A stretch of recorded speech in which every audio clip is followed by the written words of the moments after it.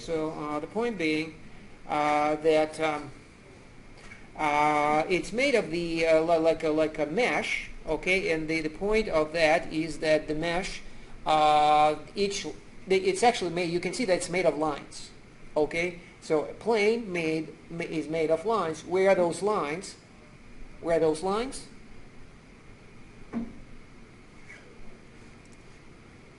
Among the data. No, you can point them out on the graph. What about where's the data for a line?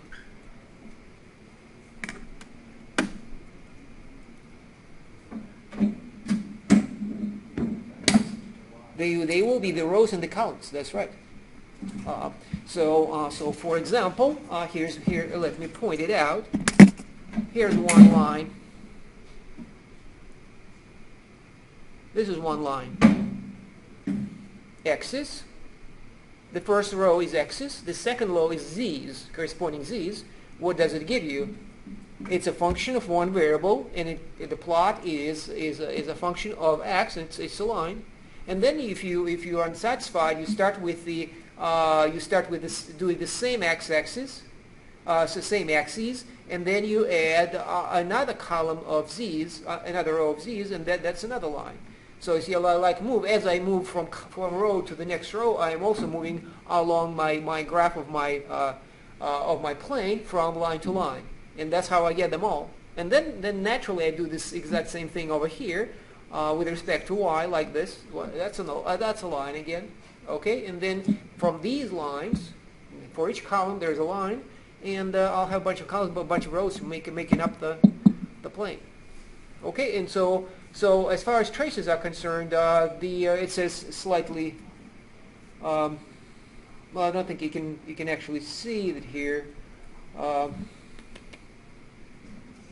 Well, actually, you can see traces here. Can you point out, if you look carefully at the graph, traces? Look at the graph. What do you mean by traces? That's what was confusing about Yeah, I'm sorry. So that was the word I did not use. So, but I did think that you might recognize the word as the intersection. Okay. Right. So let's forget about it. So I hope you solve the problem fine, understanding that trace means the intersection, but I'm not going to use it.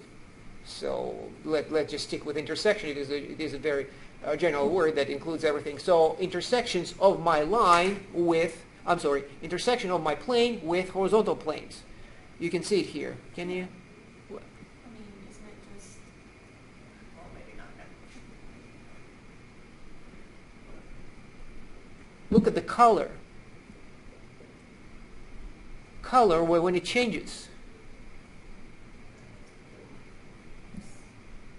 And that line that changes between two colors, those lines are horizontal. You see, this is the line I'm referring to. Say this one. This is a horizontal. Well, it is. Is it a horizontal line? It is a horizontal line. Yes. So this is on the level of, say, 40. From 40, it goes towards us and stays at the level of 40. Okay, this one starts at the level negative 40. This is negative 20, and it stays on the negative 20. Okay, so in other words, it is like a contours of a map which show you curves, and that's what the problem is about, constant elevations. So that's what the problem is about, and that's what the intersection of those intersections are. Intersection of our plane with horizontal plane. If it is a horizontal plane, which means that we're talking about the points on our plane of the same elevation. Okay, so once again, wherever they change the color goes from blue to yellow, that line has the same elevation. Okay, and it is the intersection of our plane which we plotted with the horizontal plane, and the horizontal plane is, look at it over here, it is z equal negative 20. So this line is the intersection of this plane with the plane z equal negative 20. Okay. So in all of these, this is another one, that is another one, another one. Okay. So there is another, just to make a different picture, maybe more pronounced. Oh, here it is. Okay, so we hide those frames, those wires, and indeed now, is it well? If it's not obvious that these lines are horizontal, let me move it around, or rather turn it around, in order to demonstrate that. Okay, so wire rotation, no, like, no, wrong direction maybe.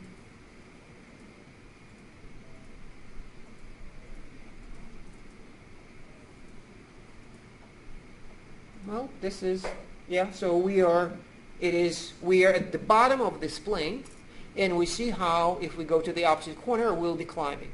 But each of these lines are on the same level. Okay, so that's what the problem is about. Okay. Okay, so that's the plane. This is how you visualize it. This is what it's made of. A variety of algebraic things you might do with it. That's what some of the homework is. We are, however, moving in the more algebraic direction, and just conceptually understanding planes, and that's what over there that what was about, recognizing the dot product in the formula of our plane. Okay, so and representing then the right hand side as the dot product, which is what we did over here. We take it to the next level. And this is what the general equation is. So let's sort of put this out of our minds and start over. So start over. And the idea of the start over, what is the plane? And now we in R3. Okay. In R3, what is the meaning of the plane? The only thing that we certainly know about the planes, it is that there will be a point. It will be passing through a point. And how else do you capture the whole plane? All we know is it passes through the point. How do we? What determines a plane? And we already know that on the previous analysis, slopes in different directions. Okay, except now, unlike that example last time, is a picture. We don't want to think about the plane as the graph of a function anymore, function of two variables, but rather plane period, which means that we're gonna have the possibility that the plane might be actually vertical. Okay, fortunately that works out just fine, and the idea is I'm not sure if it is how it is obvious by now, but the idea is, all we need to determine a plane is not a lot, as you might think, but one single vector. One single vector will determine the plane, but how? We know how. A perpendicular vector. Okay, so a point, attach a vector to it. Okay, and then pick all the other vectors that you can think of perpendicular to that vector like this. Okay, they will form a plane. Okay, so once again, given point A, vector n, well, how about m? This one, vector m. Once again, it's exactly the same vector we talked about, or not exactly, but close to of the vector of slopes, except this time everything is three-dimensional. Okay, so vector point in our three-dimensional vector, and then what we do is consider all vectors starting from A, perpendicular to M. Okay? Vectors, yeah. Okay, so you see how it formed, that gives us a plane. You see it? So especially when if you start with a plane, you can certainly realize that is the case. So this is my plane. I put a vector. Look at it, and every vector that lies within the plane will be perpendicular to this vector. We only reverse the order of things, and suppose we have nothing but a vector, and then look at all the vectors perpendicular to it. It doesn't matter which way vector faces. If I do this, this is my plane, and it's also always perpendicular. Okay, what does it reminds me of? I'm not sure. So there's some analogy here. Well, I mean, imagine a plane. Imagine a plane, and the cockpit pointing up. No matter how the plane flies, the direction of the way the pilot is sitting will always be the same relative to the planes, and his head is kind of a perpendicular and body to the plane of the wings. Okay, so that's the analogy best I can think of that you can see in real life. But that is pretty much the definition of a plane. Given any point, given any vector not equal to 0, you just take all the vectors starting from A perpendicular to M, and whatever they form is a plane. Let's confirm that.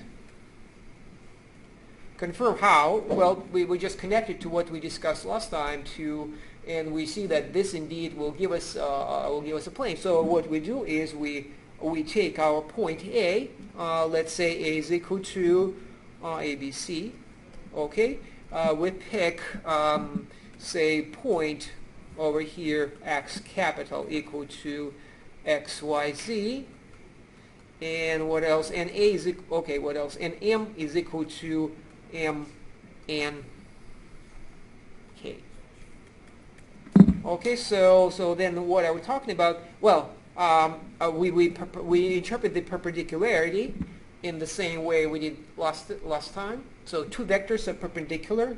It means what? How do we know that two vectors are perpendicular?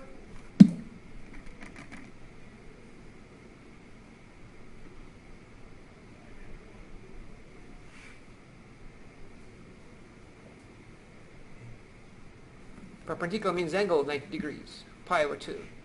How do we know it? Dot product is 0, right? So this is the equation. It will be simply m dot x minus a equal to 0. So very compact representation of our condition. So all vectors from A perpendicular to M, that's what they are. Okay, so this is x minus a is a vector from A to X perpendicular to vector M whenever the dot product is equal to 0. Okay, so let's say this is X, this is A, so this vector is x minus a. And that vector x minus a is supposed to be perpendicular to M. Okay, so and we just that geometric understanding that we have here, we express it in terms of the dot product at the bottom, and now let's expand. Let me try to use, instead of rows as I did used over there, let me use columns. So I take my vector M, which is M and K, column, dot product. Well, I'll need parentheses here, x, which is x, y, z, minus a, b, c, equal to 0. This is the dot product. Okay, okay. Let's carry out this computation and see where it takes us. So we're gonna have well, nothing is gonna happen here just yet. M and k. That is still my vector of, as we gonna rediscover, it is the vector of slopes. Okay, and then with the second vector, what's going to happen? We have x minus a, y minus b, z minus c equal to 0. We can write it in one line now, right? The dot product multiply component-wise and add it, so it will be m times x minus a plus n y minus b plus k z minus c, and the whole thing is equal to 0. Okay, so that's my equation, and H should look familiar, right? It is one line equation. I put it in 3 different rows, but it is one equation made entirely of nothing but numbers. So M and K are numbers, X, Y, Z are numbers, A, B, C are also numbers. Okay, so and that is the equation that almost exactly what we had last time, with the exception that, so last time k was equal to 1, that's all. Okay, so k was equal to 1, which is not a huge restriction, because we can always take the whole equation and multiply it by any number that we want. The only thing that we have to, why it matters is that k in that discussion that we did last time, k was not equal to 0. So when k is not equal to 0, you can solve this equation for z, and then you have z in terms of x and y, and that creates a function. This is an implicit equation. Okay, so implicit, sometimes called symmetric equation of a plane. Okay, so that's what it is. This one is a vector equation of a plane, which is the most compact.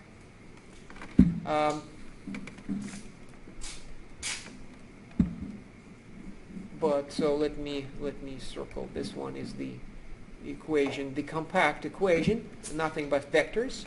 And over here, let me write it out again separately. My equation, implicit equation, so it will be mx minus a plus ny minus b plus kz minus c equal to 0 is the equation of a plane through the point a, b, c. Okay, so remember it is a relation between x, y, and z. Okay, and so a, b, and c is the point we're passing through, and perpendicular to m and k. So you can think of this as the definition. That's the equation.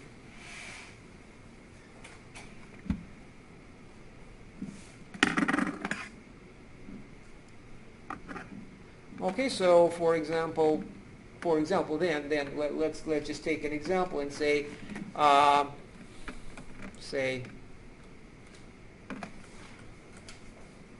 what if you are given an equation, say z equal, how about y minus x? Z equal y minus x is your function, your plane. Okay, so then you could work backwards and find out anything you need to know about the this plane. So how you find a point on it and find the vector perpendicular to it. Okay, so because these are the two characteristics of any plane, is a point and a perpendicular, or normal, by the way, another good word, a normal vector to the plane. Well, I don't think I put it in the right place. Just like a line has a direction vector, a plane has a normal vector. So this is the normal vector. Okay, so let's answer find these two parameters for this plane. So all you have to do is just identify a, b, c, and m and k. Okay, so I will simply write it as follows: negative x plus y minus z, okay, equal to 0. That's the same equation.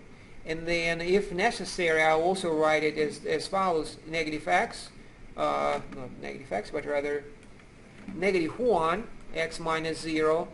I'm trying to find the same form as in the definition. So I'm arranging, I'm extracting that coefficient explicitly, as you can see that over there.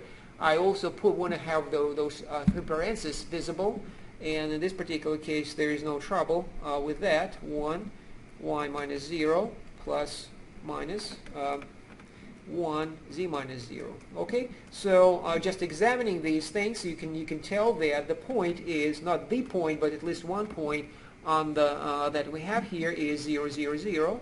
That's the point, and the normal vector is negative 1, 1, negative 1, 1, and negative 1, negative 1. Okay. So that's how you investigate a plane. You can certainly rearrange things, and you find more points on the plane, and then you will have pretty much the same representation. So it is never. So I guess putting the is not entirely appropriate, because I mean, it is the equation of the plane through ABC, but every plane can have several representations, just like a line does, because you could pick a different point. Any point on the plane will do, firstly, and secondly, any vector. What can I do to the normal vector in order not to mess up my plane? What could I do to the vector so that I would have still the same plane?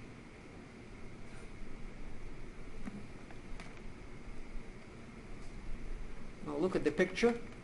What can I do to the vector m over there? The result will be still the same plane.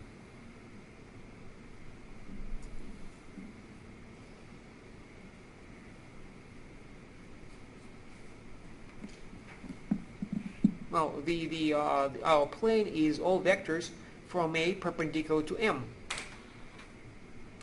Only the angle matters.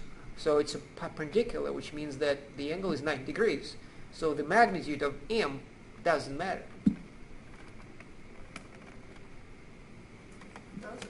Does not. Okay. So the angle, because the angle between two vectors is determined by their directions, not by their magnitudes. Magnitudes don't matter. So I could do, in other words, what can I do with M then?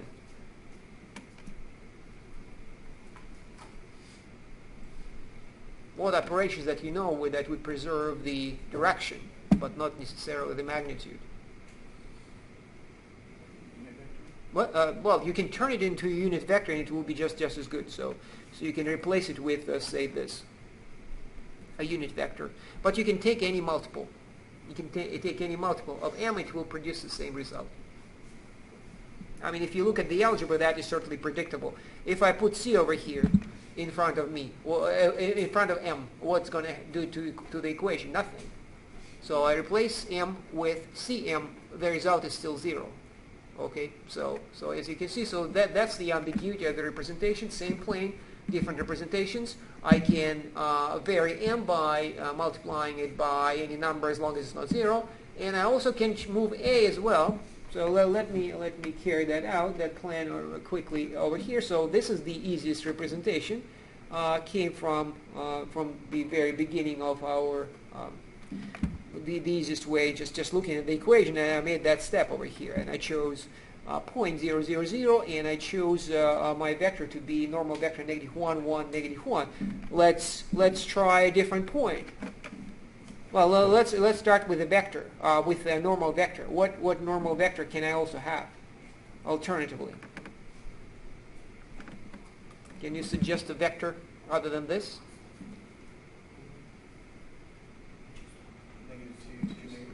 -2 to -2. Okay, fine. What about a point?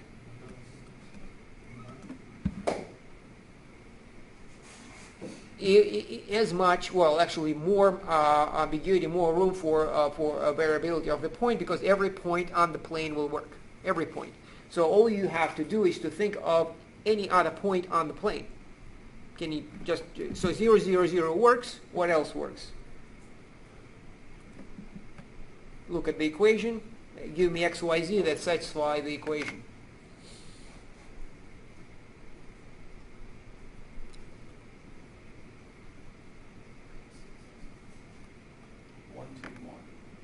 One, 2, 1. 1, 2, 1. Okay, so no, that's, hold on, y minus x. Yeah, it works. Okay, so then the equation becomes based on this. So we went this way. And now I'm using this data to form my equation, so it will be -2 x minus 1 plus 2 x minus 2 minus 2, I'm sorry, that's y over here, and z minus 1 equal to 0. Okay, so same equation, also same plane, different equation. Okay, so so where we are right now is, I have another picture here. Same idea, illustrated some slightly prettier. Oh, here it is.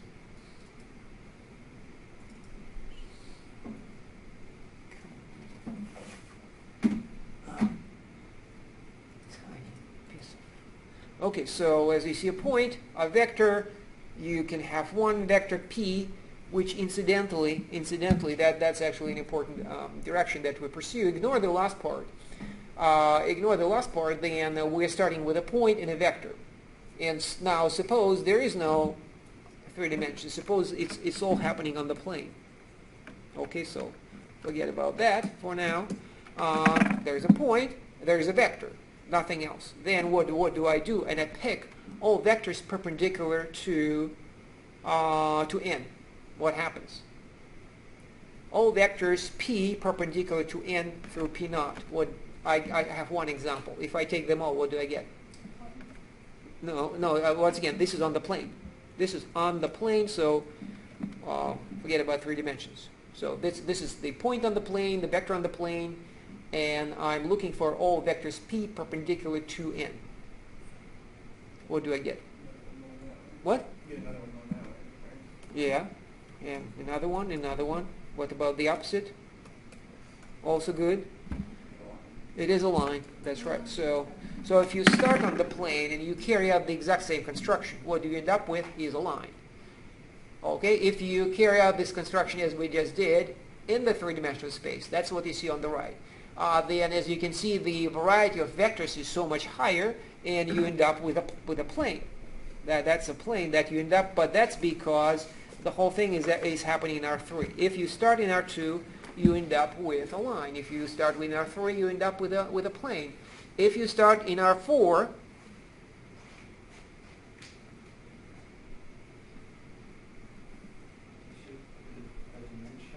what? What's the end? It will be R3. That's right. So in other words, that extra dimension, that vector n, it subtracts one dimension, and what's left is that space that is perpendicular to it, and it's always one lower. So if you start with R2, you end up with a line R1. If you start in R3, you will end up with R2, the plane. In R4, you end up with R3, and so on. So every time you will have a space of dimension 1 lower than the space you start with, if you work in this, following this idea. And so that equation that we looked at is in fact not equation specifically of the plane. So this one is definitely for the plane. This is in R3, and it produces a plane in R3. But the vector equation over here, it could be in Rn, okay, and then depending on n, it will produce very different results. But every time it will be, there's a pattern, and the pattern is it will be always one dimension lower. It will be a whole Euclidean space. It will produce whole Euclidean space every time, but it will be one dimension lower. So sometimes called hyperplane or hyperspace or something like that. So Rn minus 1. So that will bring us eventually, that we're going to study this more carefully, is spaces and subspaces, and what kind of spaces, subspaces we have. So as you can see, it's very easy to get a dimension 1 lower subspace in any dimension space. For any vector n, you'll have a subspace of this matter. We also know that it is very easy to build a one-dimensional subspace. What builds a one-dimensional subspace in any Rn? Previous discussion. Before planes?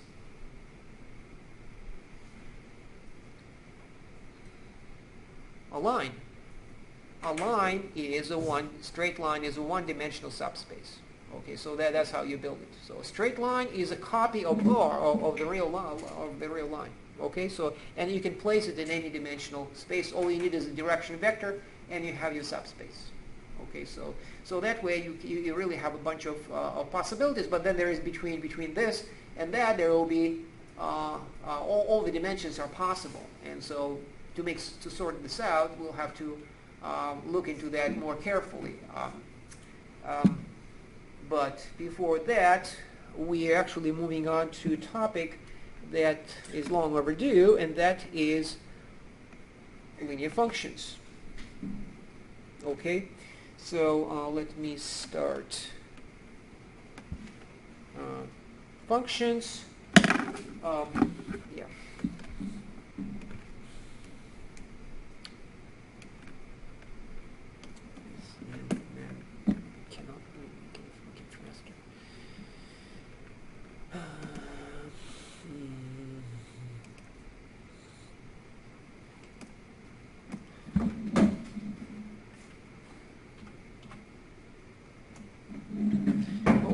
functions, linear functions. And we only just been looking at two most basic functions, linear functions. One's produced a line. It is a function f from R to R2 or R3 or R4 or Rn. Okay, so that's a linear function. We know what it is. It is what is the equation of the. Remember how we represent a straight line, a function as such, from our previous discussion.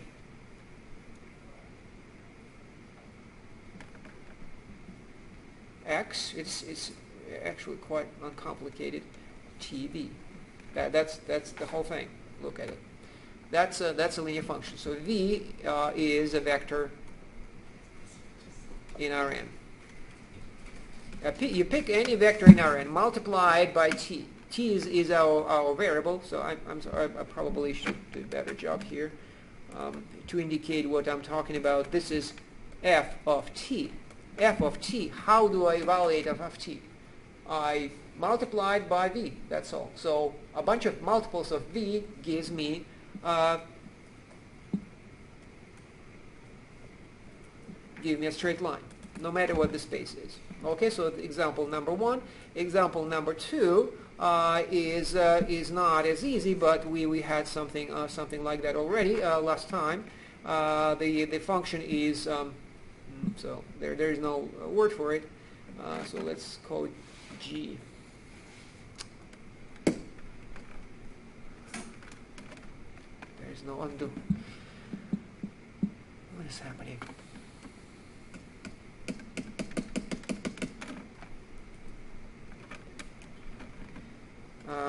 From R2 to R, okay, and the equation was f of xy is equal to what's the equation? It was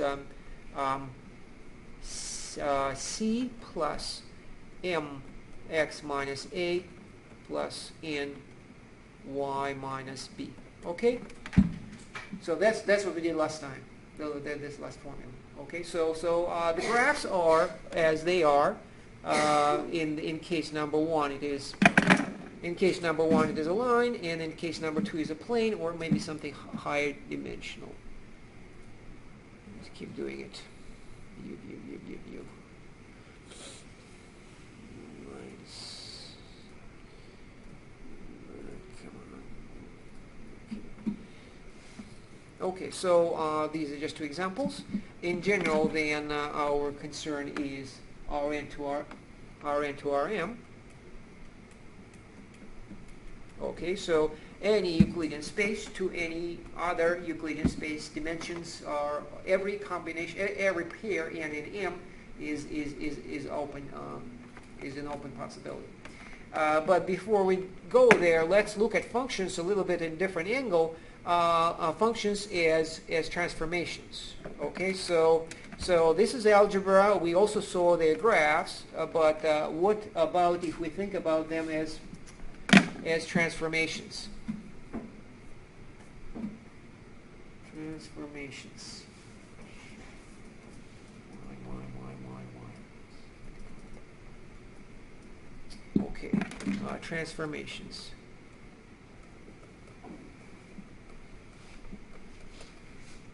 So what does it mean? It means that f takes the let's not just takes the domain, which is in this case Rn. Then it transforms it. How is to be determined, and the last step is places it within the codomain.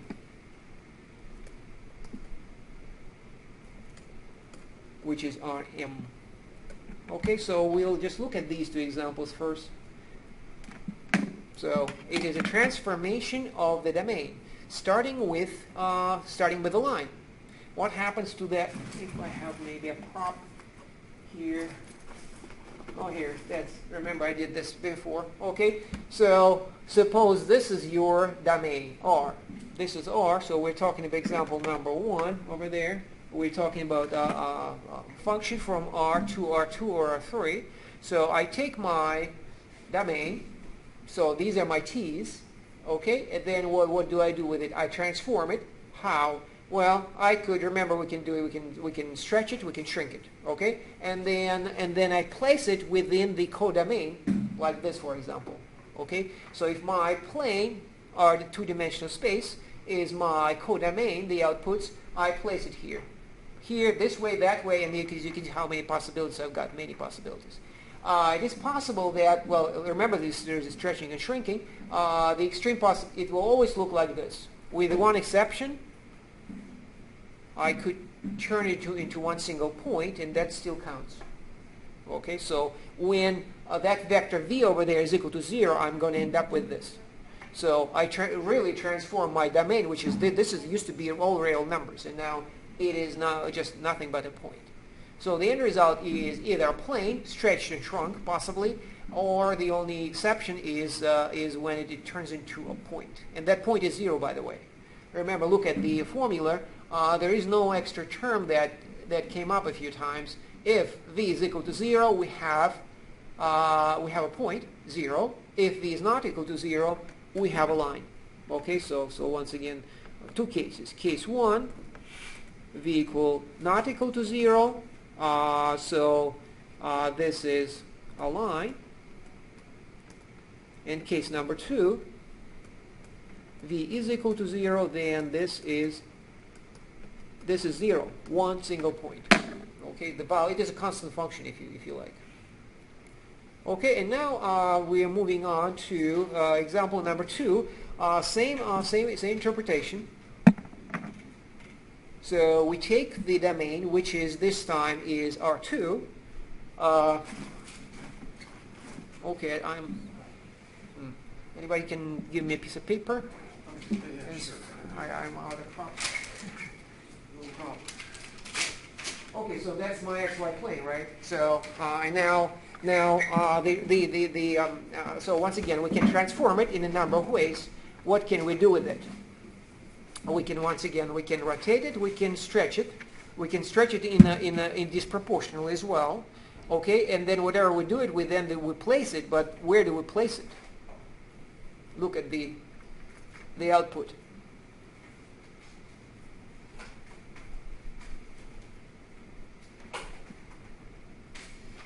Where does this one end up? What? No, it's look at example number 2. We're looking at particular this one is the example we're looking at. The input is here. That's my domain. What's the codomain? There's a line. So this ends up where? The space like the R1. R1. So can you describe this? How this ends up in R1? This is the domain, this is the codomain. So I'm supposed to look at step number 3. I'm supposed to the transformed codomain is supposed to be placed, and it's supposed transformed domain is placed within the codomain. Can you imagine?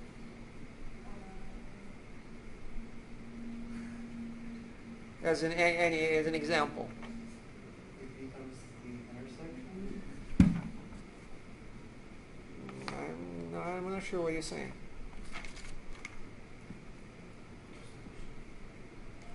So how do you squeeze this into that?